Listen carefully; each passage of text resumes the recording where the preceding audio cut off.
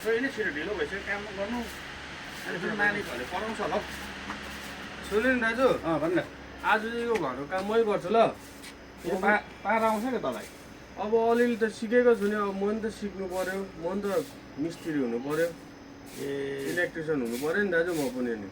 ल ल त्यसो भए आज यो घरमा सबै काम तैँले वायरिङको काम सबै तैँले गर्नु ल। हुन्छ दाजु। ल जाउँ। होइन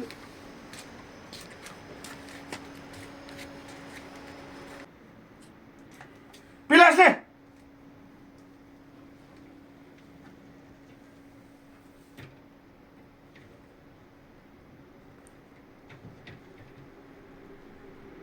टेपले टेप कसले ल्याउँछ तेरो बाउले ल्याउँछ टेप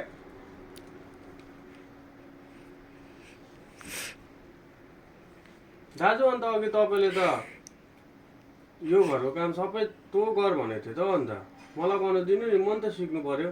ए ठोक्क मैले त भुलिछु ल भाइ यसलाई सिक ल तँलाई म सिकाउँछु नि ल यो पक्रिनु त। ल ल गर्ने फेरि अरू घरहरू हो ल हुन्छ। पिलासले